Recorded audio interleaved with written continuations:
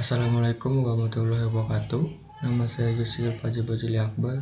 Di sini saya akan mempresentasikan tentang konsep komunikasi data. Komunikasi data adalah proses pengirim informasi data yang telah diubah dalam suatu kode tertentu yang telah disepakati melalui sebuah media transmisi dari pengirim ke penerima. OSI layer adalah model referensi yang dikembangkan untuk menciptakan sebuah kerangka yang bersifat konseptual, dan OSI layer juga memiliki 7 model layer, terdiri di atas application, presentation, session, transport, network, data link, dan physical layer. 1. Application layer merupakan prosedur penyambung komunikasi dari perangkat. Artinya, application layer adalah penghubung antara perangkat dan sistem komunikasi. Contohnya saat mengirim surel program email, seperti Gmail akan melalui komunikasi dengan jaringan sebelum pesan bisa dikirim. Disinilah application layer berlangsung, melibatkan protokol HTTP, SMTP, PTP, dan Telnet. 2. Presentation layer bertanggung jawab untuk mempersiapkan data agar bisa digunakan dengan program tertentu. Dengan kata lain, mempresentasikan data agar program tersebut dapat menyerap, mengakses, dan menggunakannya. Contohnya, sebagai penerjemah bahasa, komunikasi yang berbeda antara dua perangkat komputer, melakukan enkripsi data dari perangkat sumber, lalu mendekripsinya pada penerima. Durasi waktu yang diperlukan untuk berkomunikasi disebut dengan session atau sesi. Ini bertanggung jawab untuk membaca jangka dalam durasi waktu yang cukup agar pertukaran data berjalan dengan baik. Contoh, session layer mengirim data melalui pos-pos. Untuk mengirim 100 data, session layer bisa mengatur penempatan pos setiap 10. Jika setelah mencapai 50 tiba-tiba jaringan putus, maka pengirim data bisa diulang dari pos terakhir. 4. Transport layer berperan sebagai penanggung jawab kiriman pesan antara dua perangkat, mengambil data dari layar sebelum meneruskan ke lapisan berikut sekaligus memastikan bahwa data tersampaikan dengan baik. Contoh lapisan ini juga bertanggung jawab mengendalikan alur komunikasi antara dua perangkat yang kecepatan internetnya berbeda agar dapat saling mengoptimalkan, juga memastikan data tersampaikan secara lengkap dan meminta kiriman ulang jika gagal. 5. Network ialah jaringan. Dalam hal ini, network layer bertugas untuk memberikan jalur sebagai fasilitas bagi proses pertukaran informasi data dua jaringan berbeda. Network layer tidak diperlukan pada komunikasi perangkat di jaringan yang sama. Contohnya, mencari jalur komunikasi terbaik antara jaringan. Routing. Lapis ini menyalurkan data kiriman dari perangkat sumber dengan cara membaginya dalam paket-paket kecil lalu menyusunnya kembali ketika telah sampai pada perangkat penerima.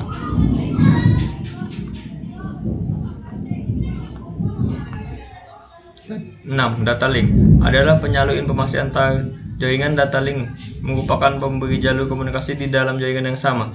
Tugas-tugasnya hampir sama dengan network layer dan transport layer, hanya saja internal dalam satu jaringan. 7. Physical. Lapisan paling dasar dari ketujuh OSI layer, bertanggung jawab mentransmisikan data dalam bentuk bit stream. Physical layer mencakup segala perantara pertukaran informasi yang dimiliki oleh dua perangkat yang melakukan, termasuk kabel-kabel dan tombol.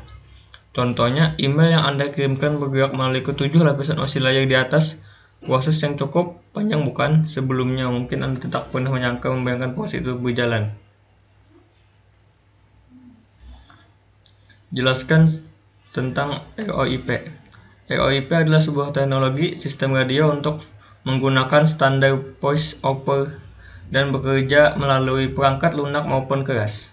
ROIP memungkinkan adanya multi komunikasi dengan banyak frekuensi serta terhubung dengan perangkat komunikasi. Macam-macam jaringan ROIP. Macam-macam pengertian ROIP. 1. IP Gateway adalah perangkat di dalam komputer yang berfungsi untuk mengoneksi sebuah jaringan komputer terhadap satu jaringan komputer lain, entah satu lebih yang menggunakan protokol informasi yang tidak sama. sehingga memudahkan perangkat jaringan yang terkoneksi untuk melakukan akses internet. 2. IP interface adalah komponen perangkat keras komputer yang menghubungkan ke jaringan komputer, perangkat antarmuka, jaringan perangkat yang berfungsi sebagai titik demarkasi antara lokal operator telepon dan kabel pelanggan. 3. Repeater pengulang adalah sebuah perangkat elektronik yang menerima isyarat, mentransmisikan kembali isyarat termasuk dengan daya yang lebih tinggi, sehingga isyarat tersebut dapat menjangkau area yang lebih luas. Keuntungan dari menggunakan RIP adalah mengurangi biaya penyewaan saluran telepon untuk remote yang dikontrol base station dengan menggunakan standar koneksi internet yang telah dipasang di area tersebut. Beberapa konsol PC komputer pribadi tetap dapat dioperasikan tanpa biaya yang tinggi untuk instalasi konsol tetap. Aspek-aspek teknologi komunikasi data dan suara. Dalam komunikasi data dan suara, salah satu cara untuk bisa melakukan berkomunikasi dengan kode atau informasi data dalam kesepakatan tertentu yang telah disepakati oleh pengirim atau si penerima dalam komunikasi.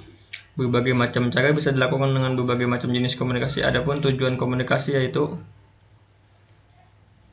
memungkinkan pengirim data dalam jumlah besar, efisien, tanpa kesalahan dan ekonomis dari suatu tempat ke tempat yang lain. B. Memungkinkan penggunaan sistem komputer dan peralatan pendukung dari jarak jauh, remote computer use. C. Memungkinkan penggunaan komputer secara terpusat maupun secara tersebar, sehingga mendukung manajemen dalam hal kontrol baik di sentralisasi maupun sentralisasi. D. Mempermudah kemungkinan pengolahan dan pengaturan data yang ada dalam berbagai macam sistem komputer. Syarat komunikasi suara yaitu pengirim, disebut juga dengan transceiver, pihak yang mengirimkan informasi misalnya pesawat, telepon, terminal, dan lain-lain. Tugasnya adalah membangkitkan berita atau informasi dan menempatkannya pada media transmisi. Media transmisi digunakan untuk mengirimkan ke tempat tujuan si penerima, misalnya saluran fisik, contoh kabel, udara, dan cahaya. Penerima receiver, pihak yang menerima informasi misalnya pesawat, telepon, terminal, dan lain-lain. Tugasnya adalah menerima berita atau informasi yang dikirimkan oleh si pengirim berita. Sekian dari saya. Wassalamualaikum warahmatullahi wabarakatuh.